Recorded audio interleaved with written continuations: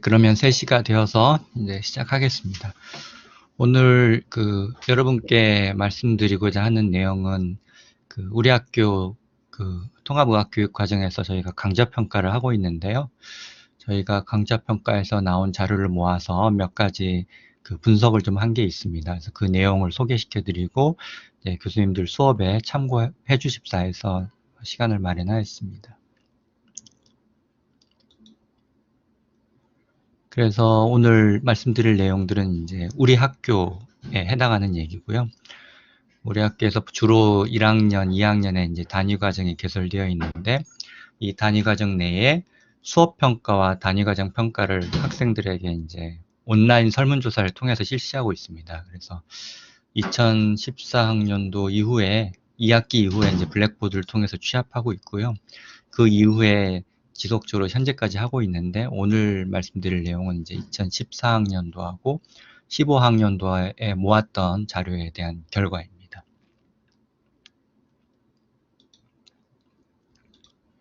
그래서 먼저 몇 가지 이제 배경 설명을 먼저 해드리자면, 전통적인 대학 교육 과정에서는 어떤 과목을 가르치는 데 있어서 교수님이 한 분이 일정 기간 동안, 예를 들면 이제 한 학기 동안 해당 과목을 이끌어가는 게 이제 전통적인 교육 방식이었는데요. 우리 학교처럼 이제 통합교육과정, 특히 의과대학에서는 이런 통합교육과정을 많이 실시하고 있는데, 이러한 과정에서는 한 과목에 여러분의 교수님이 이제 참여하신다는 그런 특징이 있습니다.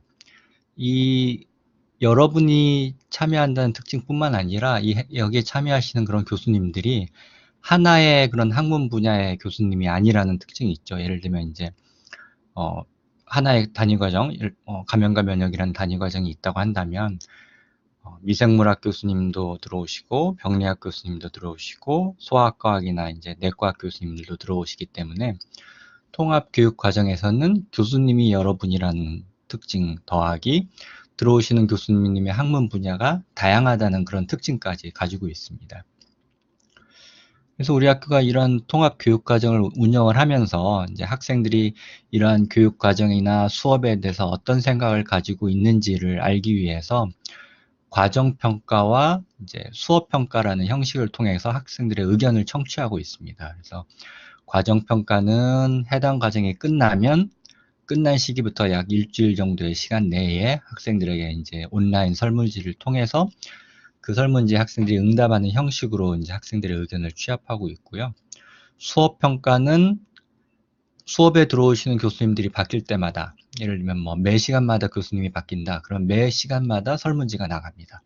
그럼 마찬가지로 온라인 설문지에 학생들이 응답하는 형식을 통해서 이제 학생들의 의견을 취합하고 있습니다. 그래서 수업 평가는 이 각 교수님들마다 실시되고 있고, 강좌 평가는 강좌의 끝에 실시가 되어 있어서 이제 지금까지 학생들의 의견들을 취합하고 있었는데요. 지금까지 우리가 이런 평가를 통해서 드린 피드백은, 예를 들면 이제 교수님들도 이제 블랙보드에 접속하셔서 확인해 보신 분들은 이제 아시겠지만은, 내 강의에 학생들이 5점 척도에서 이제 몇 점을 맞았는지를 이제 보실 수가 있고요. 그 다음에 학생들이 주관식으로 의견을 기술한 게 있으면 학생들이 어떤 내용을 기술했는지를 이제 블랙보드에서 확인하실 수가 있습니다. 여기까지는 이제 이런 정도의 정보는 지금까지 계속 드려왔었는데, 그것 말고 우리가 이렇게 취합한 정보를 가지고 뭔가 지금까지 알지 못했던 어떤 유용한 정보를 얻을 수 있지 않을까 해서 이제 이런 분석을 실시하게 되었는데요. 첫 번째로는 수업의 종류나 무슨 뭐 품질이나 이런 게 천차만별이 있을 수 있을 것 같은데요. 학생들 입장에서 보는 좋은 수업과 나쁜 수업의 차이는 무엇인가? 그래서 그러한 차이에 대해서 학생들이 어떻게 이제 의견을 개진하고 있는가가 이제 먼저 궁금한 첫 번째 의문이었고요. 그 다음에 이제 학생들이 좋은 수업이다, 나쁜 수업이다라고 이제 평가를 하는 데 있어서 그런 차이가 학생들의 학업 성취도, 예를 들면 성적이 되겠죠.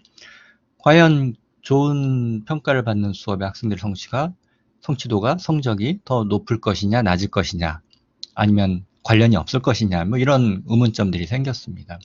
그래서 그 의문점들을 알아보고자 이제 지금부터 보여드릴 그런 내용들을 이제 실시하게 되었죠.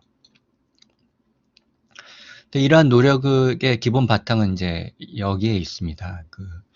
이제 강의에 참여하시는 교수님들이나 아니면 이제 교육 관련 위원회에서 만나는 교수님들을 보면 이제 다들 이제 교육에 열심히 참여하시는 분들이시기 때문에 교수님마다 교육에 대해서 이제 어떠한 특별한 생각을 가지고 계시고 그 생각이 옳다고 이제 믿으시죠.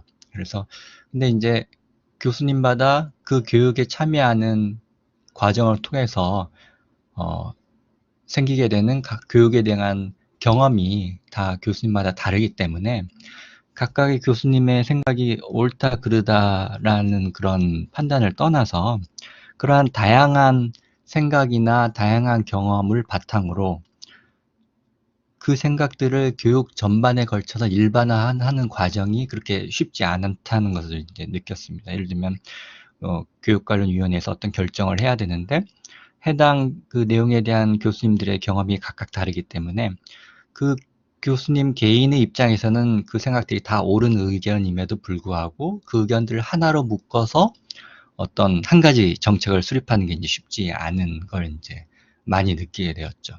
그럼 이제 이렇게 다양한 경험을 가지고 있는 교수님들이 모여서 어떤 교육 관련 의사결정을 하실 때 이런 경험에 의한 결정보다는 우리가 어떤 교수 활동이나 학습 활동에서 얻어지는 우리 학교의 자료를 모아서 그걸 객관적으로 어떻게 분석할 수 있는 방법이 있다면 그걸 종합적으로 분석한 결과를 바탕으로 어떤 의사결정을 할 수가 있다면 좀 더 많은 사람들이 이제 수긍할 수 있는 정책을 수립할 수 있지 않을까 또는 좀 더 많은 교수님이나 좀 더 많은 학생들에게 적용할 수 있는 그런 일반화된 그런 명제를 도출할 수 있지 않을까라는 그런 생각에서 이제 이런 활동을 이제 하고 있습니다. 그래서 우리 마스터 의학교육지원센터가 교수님들의 이제 교수 활동 또 학생들의 학습 활동을 잘 하실 수 있도록 지원하는 그런 역할이 주된 역할이고요. 그다음 이런 활동 중에서 파생되는 이러한 자료를 모아서 조금이나마 이제 좀 도움을 드리려는 그런 분석을 하고 있다는 걸 이제 말씀드릴 수 있을 것 같습니다. 그래서 오늘 말씀드릴 내용을 좀 더 구체적으로 얘기해 보면 앞에서 이제 학생들이 그 온라인 설문조사를 통해서 응답하는 설문이 이제 두 가지가 있다고 말씀드렸죠. 하나는 과정평가가 있고 하나는 수업평가가 있다고 했는데 과정평가는 이제 총 16문항으로 되어 있고요. 해당 교과목 단위 과정에 대해서 이제 전반적인 학생들의 생각, 예를 들면 뭐 오리엔테이션, 수업 교재, 평가, 실습, 수업의 양, 그다음에 다음으로 넘어가서 학습 성과, 그다음에 학생들은 얼만큼 그 수업에 단위 과정에 열심히 참여하였는지를 이제 5점 척도로 물어보는 질문들이 16개가 있고요. 그 다음에는 이제 긍정적인 점과 이제 부정적인 점들을 이제 나름대로 주관식으로 기술할 수 있는 그런 문항들이 이제 과정평가의 문항을 구성하고 있습니다. 이게 이제 과정평가의 문항들이고요. 수업평가는 그것보다는 좀 짧은 문항으로 되어 있습니다. 5가지이고, 요 4가지 이 문항이 그 5점 척도, 5개 중에 하나 고르는 식의 문항이고요. 그다음 마지막으로는 이제 해당 수업에 대해서 학생들이 자유로운 의견을 개진할 수 있는 그런 내용으로 구성되어 있습니다. 그래서 5점 척도는 해당 질문에 대해서 전혀 아니다부터 매우 그렇다까지 5개 중에 하나를 고르는 형식이고 주관식 문항은 그냥 학생들이 기술하게 되어 있습니다.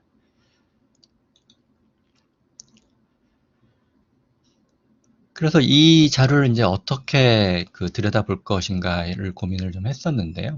예를 들어서 감염과 면역이라는 단위 과정을 예를 들어 보면 이 단위 과정은 이제 여러 개의 수업으로 구성되어 있고 수업이 끝나면 시험을 보고 나면 이제 학생들이 성적이 나오겠죠.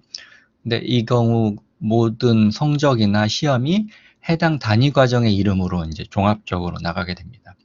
그래서 우리가 좀 더 수업에 대한 그런 구체적인 내용을 보고 싶어서 해당 단위 과정의 수업과 시험과 성적을 개별 수업으로 모두 나눴습니다. 그래서 뭐 첫 번째 교수님이 참여하시는 수업, 두 번째 교수님이 참여하시는 수업이 있다고 한다면은 각각의 수업에서 발생되는 시험 문항과 그 시험 문항에서 파생되는 학생들의 성적을 모두 나눠서 해당 수업에 관련되어 있는 성적이 몇 점인지를 모두 다 계산을 했습니다. 이러면 이제 그 단위과정 전체의 성적도 산출할 수가 있지만 그 단위과정을 구성하고 있는 여러 수업의 개별 성적도 이제 산출할 수 있는 거죠. 그래서 그 점수를 가지고 여러 가지 이제 비교를 할 수 있는 그런 자료가 생성되게 됩니다. 그래서 이러한 방법들을 이제 가능한 모든 단위 과정에 걸쳐서 이제 반복적으로 실시를 했고, 이제 해당 자료를 이제 다 모았습니다. 그래서 모은 자료의 양을 좀 소개해 드리자면, 이제 과정평가에 대해서는 약 2,800여 개 학생들 응답을 수집했고요. 그다음에 수업평가에 있어서는 약 4만 개 이상의 학생들의 응답을 이제 수집을 하였습니다. 근데 이제 여기에서 한 가지 이제 교수님들께 말씀드려야 되는 점이, 그 어떤 교수님들은 이제 이러한 그 학생들의 설문 결과에 대해서 너무 심각하게 받아들이거나 또는 뭐 상처를 받으시거나 또는 너무 자랑스럽게 생각하시거나 이제 매우 다양한 반응을 보이시는데요. 여기서 보여드리는 걸 하나 뭐 말씀드리자면, 대개 저희가 1년 동안 수집하는 학생 응답의 수가 과정평가는 약 3천여 개쯤 되고요. 수업평가는 약 10만여 건이 됩니다. 그런데 아까 과정평가의 객관식 문항이 한 16문항이었고 수업평가는 한 4문항 정도 됐었죠. 그 문항들에 모두 동일한 점수를 주는 학생들이 있습니다. 예를 들면 뭐 1번이라고 점수를 줬으면 16개 문항에 모두 1번이라고 응답을 하는 거죠. 그러면 이제 그런 응답은 이 응답자가 이 설문에 대한 문항에 적절하게 잘 생각해서 충실하게 답변을 했다고 보기 어려운 그런 상황이 될 수 있습니다. 근데 그런 상황이 얼마나 되느냐? 과정평가는 거의 반, 54.2%가 그런 현상을 보이고 있고요. 수업평가는 이건 매우 심각합니다. 약 90%가 학생들이 그런 반응을 보이고 있습니다. 그럼 그 말은 뭐냐면 학생들은 이러한 그 객관식 문항에 대해서 별로 그렇게 고민하지 않고 이제 응답을 한다는 거죠. 뭐 그렇다고 이게 아무 의미도 없느냐? 그런 뜻은 아닙니다. 학생들은 개별 문항보다는 그냥 전체적인 수업이나 과정에 대한 그 인상, 만족도를 일관적으로 표현한다고 보시는 게 더 좋을 것 같습니다. 왜냐하면 이제 과정이나 수업별로 그 평균 점수의 차이는 좀 있거든요.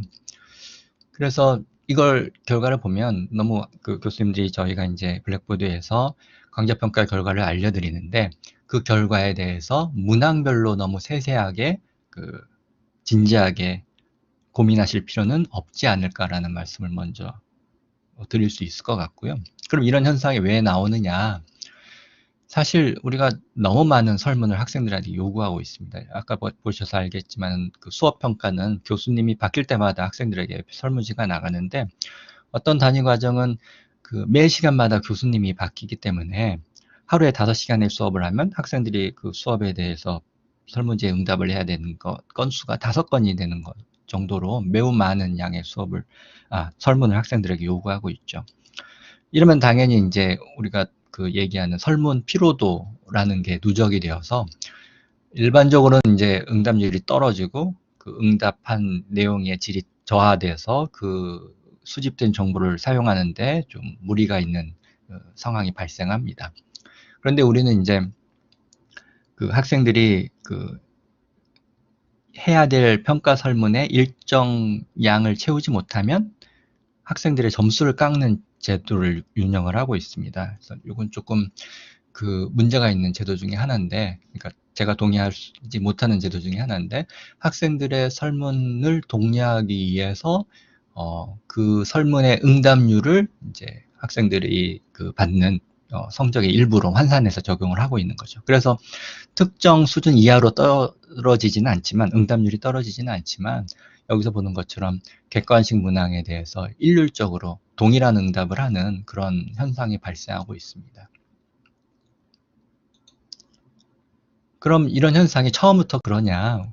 처음부터 학생들은 맘먹고 내가 설문에 이렇게 응답을 해야지라고 했느냐? 그건 아닌 것 같습니다. 예를 들면 이제 의전원이 이제 1학년이 처음 들어오게 되는데요. 그때부터 이제 설문이 시작되는데 설문 초기에는 이 객관식 문항들 사이에 좀 편차가 좀 있습니다. 그래서 5점 정도의 표준 편차를 구해보면 어느 정도 초기에는 이 파란색 막대가 주는 것처럼 문항 간의 표준 편차가 한 0.5, 그러니까 요게 박스 플롯인데요. 박스 플롯의 저 파란색 막대가 의미하는 바는 25분위부터 75분위 학생의 분포거든요. 그러니까 약 반수의 학생들이 문항 간 표준 편차가 0.5를 보이기 때문에 어느 정도 학생들이 문항 사이의 차이를 생각을 해서 설문에 응답을 한다라고 볼 수가 있습니다. 그런데 이러한 현상이 한 달 만에 없어집니다. 여기 보는 것처럼 요 그래프가 한 3월 하순쯤 되는데요. 한 달 만에 이제 이러한 현상이 없어지는 걸로 봐서는 처음 한 달간은 학생들이 의미 있는 반응을 하려고 노력을 하다가 이게 너무 많고 학생들 입장에서는 별로 의미 없다고 생각을 했는지 몰라도 그러한 변이가 없어집니다. 그래서 표준 편차가 0이 되어버리는 현상이 발생을 하죠. 그러면 이제 대다수의 학생들이 또는 상당한 수의 학생들이 문항 간에 모두 동일한 점수를 주고 있다는 그런 현상이 됩니다. 그래서 이거는 우리가 너무 많은 설문을 해서 학생들에게 설문 피로도가 누적된 결과가 아닐까라고 생각하는 그런 근거가 될 수 있을 것 같습니다. 그래서 이러한 이유 때문에 우리가 학생들에게 뿌리는 그런 설문 문항 중에 객관식 문항은 그 문항별 응답의 의미를 해석하기가 매우 어렵다라고 생각할 수 있을 것 같습니다. 이와는 반대로 주관식 문항은 이 주관식 문항은 이제 안 써도 되는 거기 때문에 학생들이 이제 뭔가 하고 싶은 얘기가 있을 때 능동적으로 더 응답지에 이제 쓰는 내용이라는 거죠. 하지만 이제 그런 내용을 쓰지 않는 학생들도 꽤 많기 때문에 상대적으로 이제 응답수가 적다는 그런 단점은 있습니다. 그래서 학생들의 응답을 분석하는 데 있어서 요 객관식 문항이 가지고 있는 이러한 문제점이 있어서 지금부터 보여드릴 결과에 대해서는 객관식 문항은 이제 포함시키지 않았습니다. 그래서 주관식 문항반을 가지고 학생들이 능동적으로 표현한 의견을 가지고 어떻게 하면 무슨 유용할 만한 정보를 추출할 수 있을까라고 이제 고민을 했고요. 그 결과로 학생들의 주관식 응답을 이제 전체적으로 다 이렇게 검토를 해보니까 그 응답을 한 19개의 범주 또는 19개의 주제로 이제 분류할 수 있다라는 걸 알 수 있었고요. 그래서 해당 응답들을 모두 분류를 했고, 그 다음에 학생들의 응답이 긍정적인 응답, 그러니까 뭐가 좋다, 또는 부정적인 응답, 뭐가 나쁘다라고 이제 분류를 할 수가 있습니다. 그래서 긍정적인 응답, 부정적인 응답을 19개의 범주로 나누었고요. 그다음 중립적인 응답은 이제 이번에 말씀드릴 그런 연구 디자인에는 적절하지 않기 때문에 중립적인 응답에 대해서는 이제 제외를 하였습니다. 그래서 이때 포함된 내용들을 보면 과정가가 약 1700건 이상, 수업평가가 약 7800개 이상쯤 됩니다. 예, 오진경 선생님 혹시 뭐 하실 말씀 있으셔요?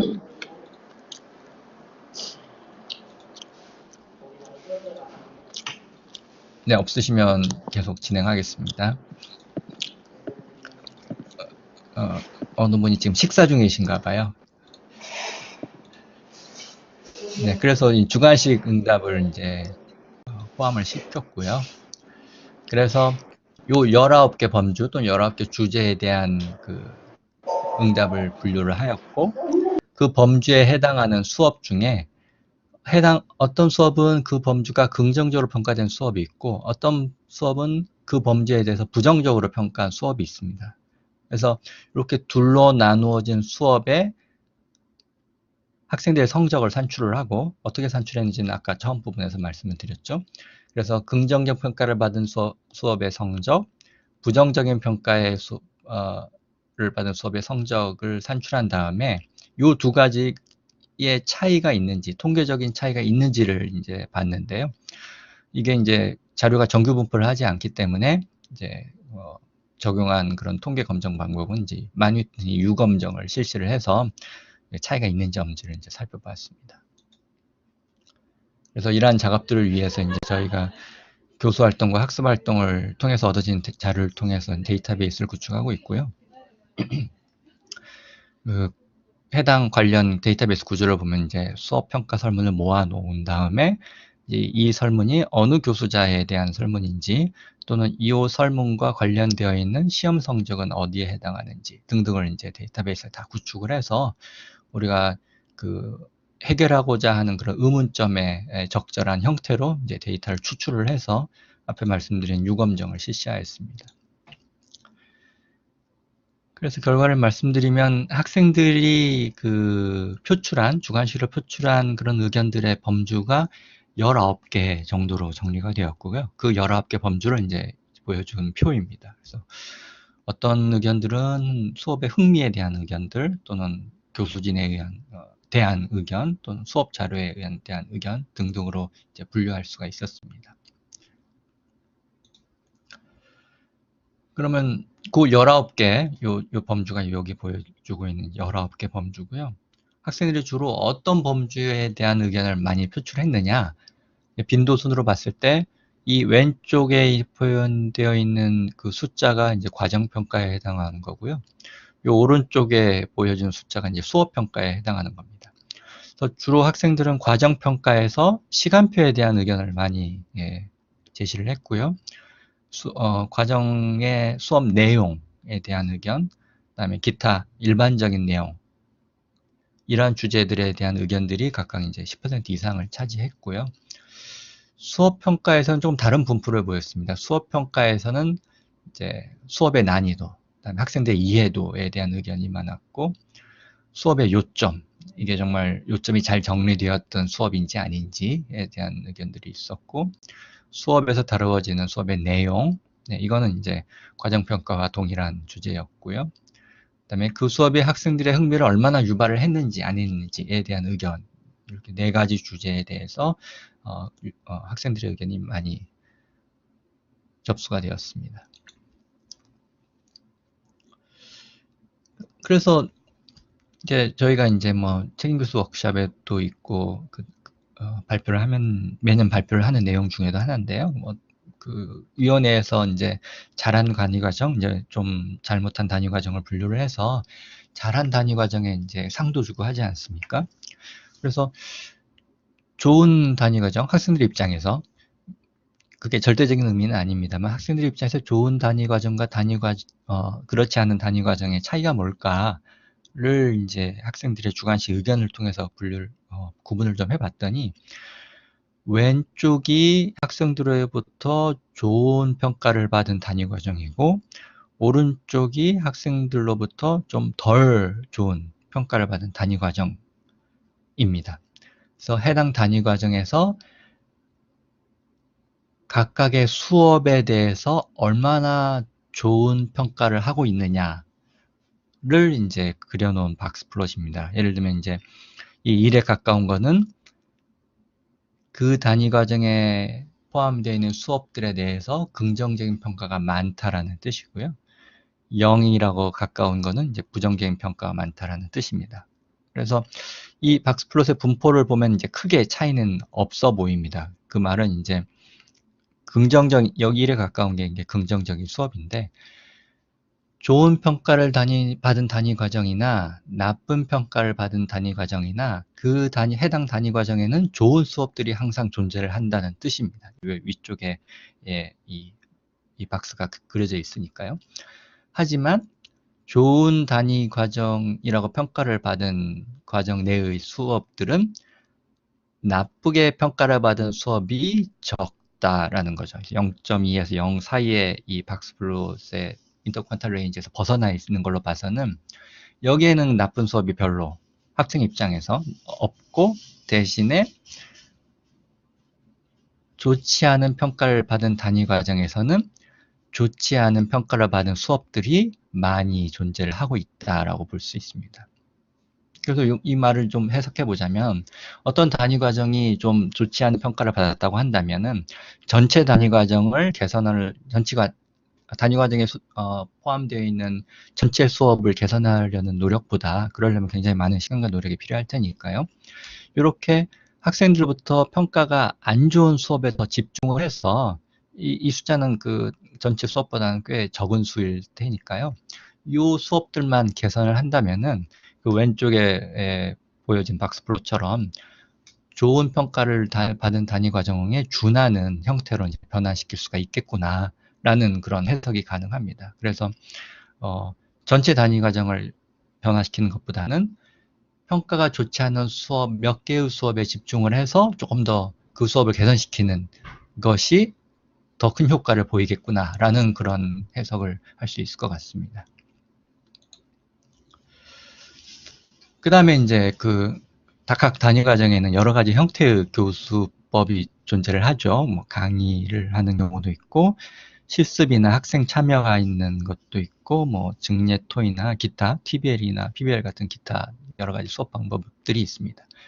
한 가지 교수님들께 말씀드리고 싶은 거는, 어떤 교수님들은 이제 그러니까 대규모 강의가 별로 좋은 방법이 아니고, 강의가 아닌 뭔가를 해야 뭐 좋은 수업이다라는 그런 인상을 받으신 분들이 있는 것 같습니다. 물론 이제 다양한 교육 방법을 동원해서 학생들 교육해라라는 게 이제 꾀당 인증평가 기준 중에도 들어가 있고, 그게 더 나은 방법이다라는 그런 콘센서스도 형성되어 있지만, 기존 문헌들을 보면 적어도 정보의 전달, 학생들에게 어떤 특정한 정보를 전달시키고 이해하려고 한다라는 그런 목적에 국한한다면, 강의도 다른 교육 방법 못지않게 유용한 방법이다라는 게 이미 이제 보고가 되어 있습니다. 그래서 그 수업이나 강의를 통해서 학생들에게 전달하려는 내용이 뭐냐에 따라서 이제 그 교육 방법이 결정되어야 되지, 절대적으로 대규모 강의가 좋지 않은 방법이다라고 이제 인식하실 필요는 없을 것 같습니다. 그래서 이 교수법마다 학생들이 어떻게 받아들이고 있는지를 좀 비교를 해보니까, 대규모 강의보다는 뭐 실습, 증례토의, 기타, TBL 등등이 학생들보다는 조금 더 긍정적인 그런 반응을 보이고 있는 것은 확실한 것 같습니다. 여기 포지티브, 긍정적인 반응이 59.1에서 61, 63, 86으로 점점 증가하고 있으니까요. 하지만 이제 그 차이를 보면 59.1이나 61, 뭐 63이나 큰 차이는 없는 것 같습니다. 물론 여기 86은 꽤 큰 차이가 있지만은, 여기까지만 본다면은 뭐 강의를 했기 때문에 학생들의 평가가 나쁘다라고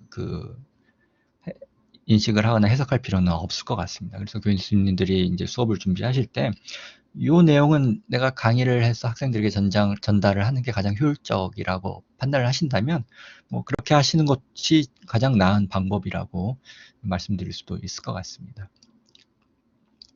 하지만 교수법에 따라서 그런 차이는 존재한다는 거는 맞는 것 같고요. 그런 차이가 여기서 보이는 카이 검정 결과에서 나타났듯이 통계적으로도 유의한 것으로 이제 나타났습니다.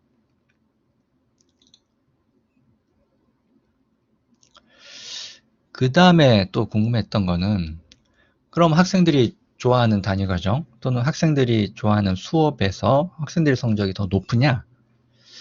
그런 것 같습니다. 여기서 보면, 여기 단위 과정, 긍정적인 단위 과정, 부정적인 단위 과정의 학생 성적의 중앙값을 비교해 봤더니 여기가 더 높습니다. 그리고 그 차이는 통계적으로도 유의하고요. 수업에 있어서도 긍정적인 수업과 부정적인 수업에서 학생 성적이 여기가 더 높고, 통계적으로도 유의가 합니다. 그래서 종합하면 학생들이 긍정적으로 평가하는 수업이나 단위 과정에서 학생들 성적이 더 높다라는 건 맞는 것 같습니다. 하지만 여기서 보면 여긴 78%라고 표시가 되어 있는데요. 78%의 의미는 100점 만점에 78점이라는 뜻입니다. 78점이나 77점이나 뭐 그렇게 큰 차이는 없다고 보셔도 될 것 같습니다. 여기는 통계적으로 유의하다고 나와 있긴 하지만, 우리가 분석한 이 데이터의 그 표본 수가 상대적으로 꽤 크기 때문에 그것 때문에 이 통계적 유의성이 나온 거라고 생각하시면 될 것 같고요. 77점이나 78점이나 뭐 그렇게 큰 차이는 없는 것 같습니다. 하지만 수업을 보면 그 차이는 조금 더 확연해집니다. 좋다고 학생들이 받아들인 수업에서는 점수가 학생들이 약 80점 정도 되고요.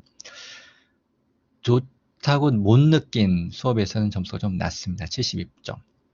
물론 이제 그런 것들을 생각해 볼 수 있습니다. 어떤 수업에 있어서는 이제 시험 문제를 미리 이렇게 찍어준다거나 아니면 문제풀이를 한다거나 그런 과정을 통해서 이제 성적이 더 오를 수도 있고 아니면 이제 학생들이 그런 수업을 더 좋아할 수도 있기 때문에 그런 원인 때문에도 이런 결과가 나올 수는 있습니다만 이런 차이가 어떤 원인에 의해서 발생했느냐는 현재로서는 아직까지는 그 명확한 근거는 없습니다. 하지만 방금 말씀드렸던 것도 작용할 수 있다라는 거는 이제 분명한 것 같습니다. 왜냐하면 학생들의 그 평을 보면 그런 내용들이 이제 간혹 심심치 않게 나오기 때문에 그런 점도 한번은 이제 그 어떤 영향을 미치는지 한번 연구해 볼 만한 주제인 것 같습니다.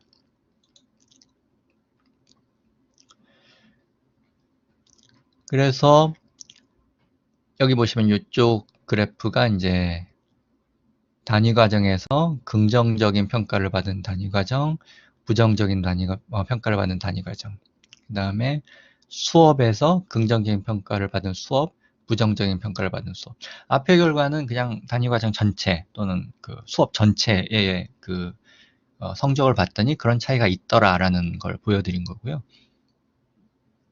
이 표에서는 그 학생들의 그런 평가, 학생들의 그런 의견 중에 그런 의견을 이제 앞에 말씀드린 19개 범주로 나눠서 어떤 범주에 해당하는 내용이 학생들의 성적과 관련이 있을 것인가라는 걸 좀 더 세분화해서 살펴봤습니다. 그랬더니 이 단위 과정에서는 대부분의 범주가 통계적 유의성이 없었습니다. 그러니까 예를 들면 이 학생 시험이라는 범주에서 여긴 자료가 없군요. 시간표 범주에서 이제 학생들의 의견을 모아봤더니 긍정적인 단위 과정과 부정적인 단위 과정. 그 말은 이제 시간표에 대해서 이 단위 과정의 시간표는 좋아요. 잘 돼 있어요. 또는 뭐 이 단위 과정의 시간표는 너무 부적절해요. 뭐 이런 의견이 있을 수 있겠죠. 그런 식으로 세분화해서 봤더니 긍정적인 단위 과정과 부정적인 단위 과정의 성적의 차이가 없더라. 통계적 유의성이 없더라. 그래서 19개 중 18개가 없고요. 딱 하나 그 유의성이 있다고 나온 거가 실습이 주된 단위 과정 또는 실습과 관련된 또는 학생들의 참여가 많은 그런 단위 과정에 있어서는 그런 분야에 있어서 긍정적인 기술이 많은 단위 과정이 그렇지 않은 단위 과정보다 성적이 높다. 통계적으로 유의한 차이를 보인다라고 이제 말을 할 수 있을 것 같습니다. 그래서 이러한 똑같은 그런 원리를 수업에도 적용을 시키면 좀 더 많은 분야가 이제 통계적으로 유의한 것으로 나왔습니다. 여기 보시면 통계적으로 유의한 차이를 보이는 주제만 말씀드린다면 학생들의 이해도, 수업의 난이도, 그 다음에 학습의 요점, 그 다음에 교수자들의 태도, 수업의 내용, 학생들의 흥미 유발, 수업 자료 등등에서 좋은 평가를 받은 수업이 좋지 않은 평가를 받은 수업보다 학생들의 성적에서 통계적으로 유의한 차이를 보였다. 라는 결과입니다. 그래서 이 19개 주제 중에서 적어도 이 6개 주제는 이 주제가 잘 된 수업이 그렇지 않은 수업보다 학생들의 성적이 더 높게 나오는 경향을 보인다. 라고 말씀드릴 수 있을 것 같습니다. 그러면 요건 뭐냐? 이거 학생들의 그 실습이나 참여를 유발하는, 독려하는, 좋게 평가된 그런 단위 과정에 통계적으로 유의하다고 그랬는데 수업에서는 유의하지 않다고 나왔거든요. 그래서 자세히 살펴봤더니 요 주제에 관련해서 수업 평가에 대해서 제출한 학생들의 의견의 총수가 13개밖에 안 됩니다. 그래서 아마도 이 주제에 대해서는 수집된 그 건수가 너무 적어서 통계적으로 유의하지 않은 것으로 나온 것인 것 같습니다. 그래서 적어도 수업에서는 요 6개 주제가 중요한 수업의 특징으로 간주되어야 될 것 같고 여기서는 무의미하게 나왔지만은 요거 결과 왼쪽에 이 그 단위과정 평가의 결과로 미추어 봤을 때 아마도 학생들의 참여를 유발하거나 실습을 동반한 그런 것들이 또 아마 중요한 학생들의 성적을 좌우하는 그런 것이 아닐까라고 좀 유추할 수는 있을 것 같습니다.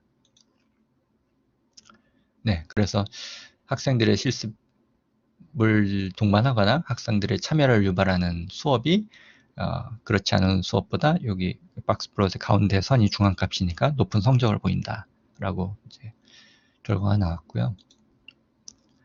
그 학생들의 그런 코멘트를 좀 예를 들자 보면 뭐 팀 액티비티가 재밌었다, 시뮬레이션 과정이 참 도움이 되겠다, 실습과 이론 내용 연기가 좋다라는 긍정적인 의견이 있었고요.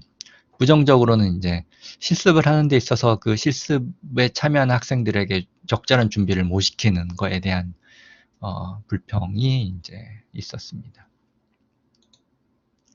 그 다음 주제는 이건 이제 여기서부터는 수업에 대한 건데요.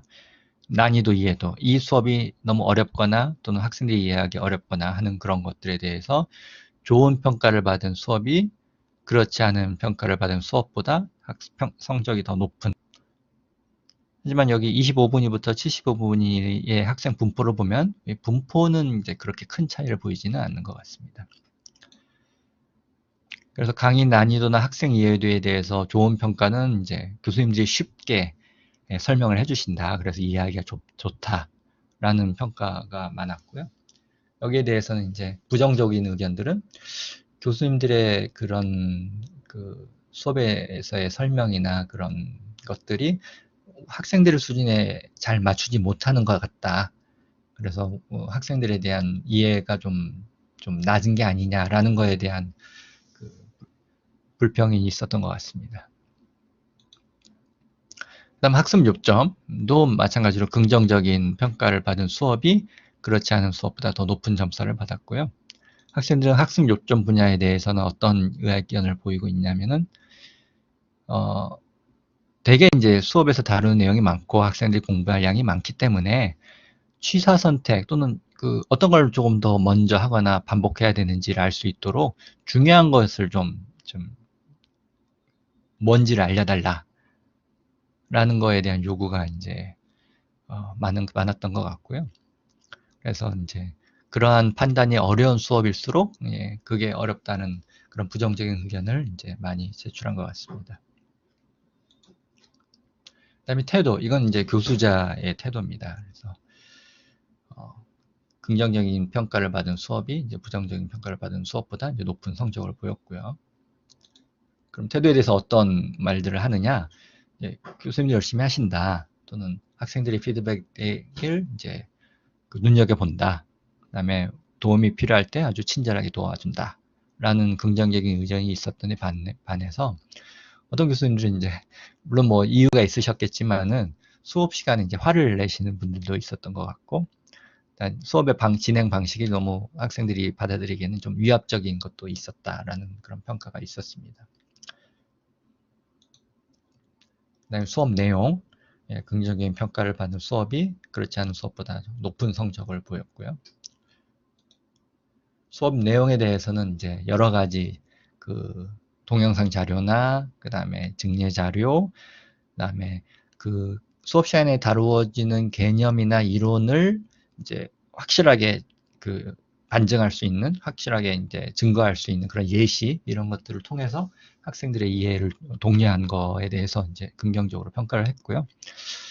부정적인 평가에 대해서는 이제 뭐 수업과 내용이 겹친다거나 아니면 전에 했던 것과 내용이 아주 그 똑같다거나, 그다음에 그 수업 내용이 너무 두서가 없다거나 하는 그런 내용들에 대한 그 의견이 있었습니다.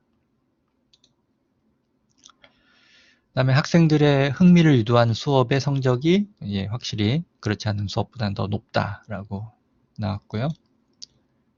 그다음에 흥미롭고 재밌었다. 그다음에 요 메르스 얘기 같은 걸로 봐서는 아마 그 해당 수업과 관련되어 있는 주제 중에서 우리가 근래에 뉴스나 하면 매체에 자주 나오는 내용을 이제 접목시켜서 설명을 하셨던 수업이었던 것 같습니다. 그다음에 부정적인 의견은 이제 그 수업의 깊이나 내용이 학생들의 기대치와는 조금 달랐던 수업에 대해서는 이제 부정적인 의견을 이제 많이 피력하였습니다. 그 다음에 강의 자료, 이게 조금 학생들에게 이제 초미의 관심사 중에 하나인데요. 저희가 이제 강의 자료는 교수님들이 보내주시는 이제 교재를 묶어서 하나로 만든 게 있고, 그다음에 해당 수업 슬라이드 2가지가 있는데, 그런 것들이 잘 되어 있는 수업과 이제 그렇지 않은 수업 이렇게 둘로 나눌 수가 있습니다. 그래서 잘 되어 있는 수업이 그렇지 않은 수업보다 이제 학생들 성적이 더 좋다라는 결과가 나왔고요. 한 가지 좀 여기 눈여겨볼 만한 게 이 강의 자료에 대해서 좀 불만이 많았던 수업의 학생 성적의 분포를 보면 유난히도 이렇게 낮은 점수, 여기 성적이 0.2면은 20점이거든요. 100점 만점에.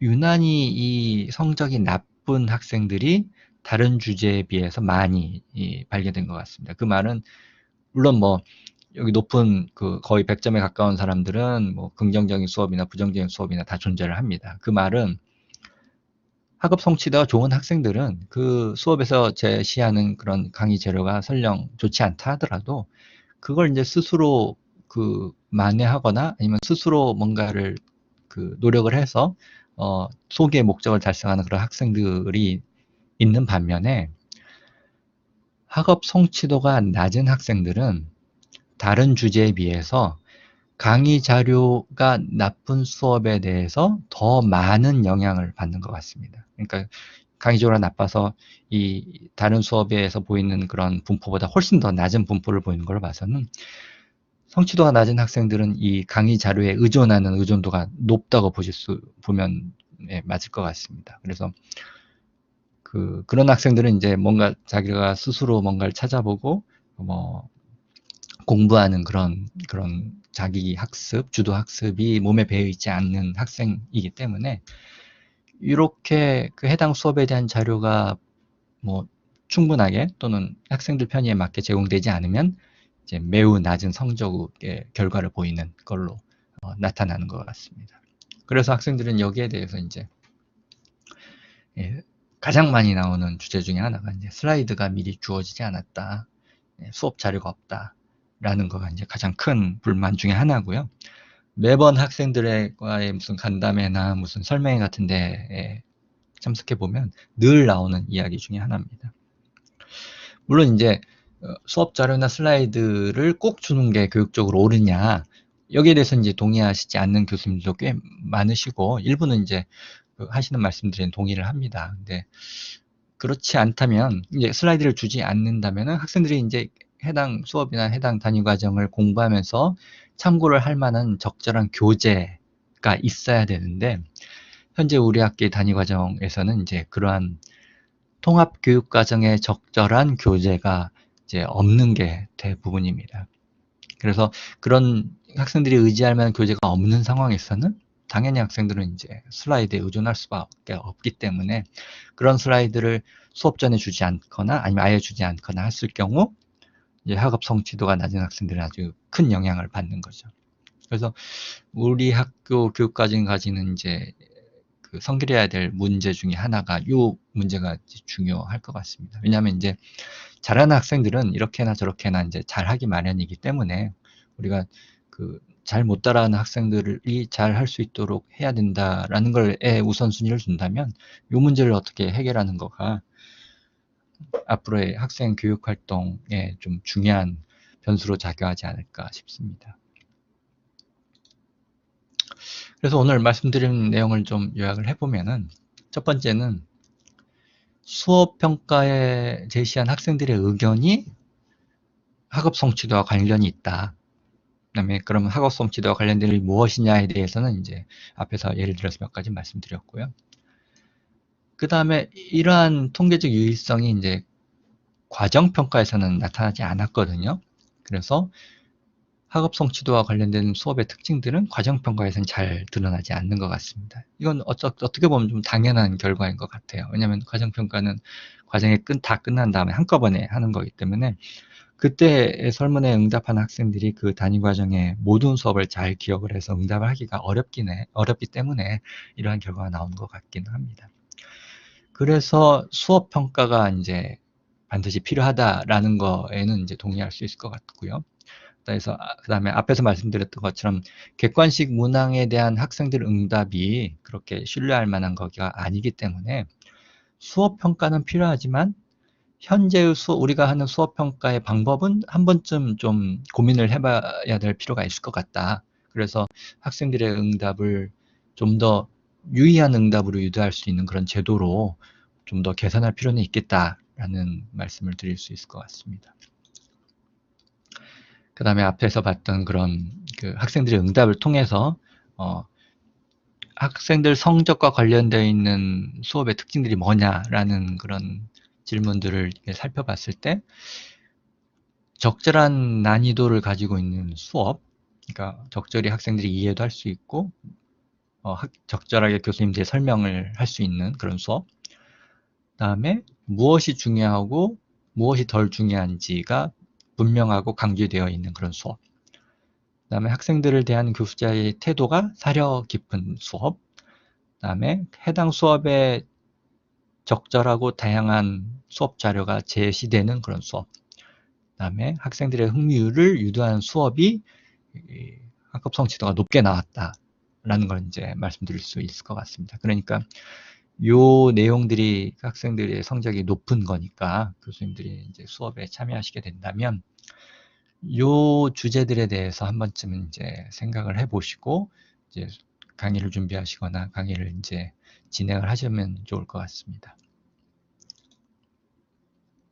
그래서 오늘 말씀드린 내용은 이제 결과를 모아서 작년 말에 이제 BMC 메디컬 에듀케이션이라는 잡지에 보고를 했고요. 그 다음에 필요한 자료나 더 상세한 정보가 필요하신 분들은 저희 센터에 연락을 주시면 제공해 드리도록 하겠습니다. 그래서 제가 준비한 내용은 여기까지입니다. 그래서 혹시 덧붙일 말씀이 있으시거나 아니면 하시고 질문이 있으시거나 하면 여기 채팅창이나 마이크를 이용해 주시면 좋을 것 같습니다.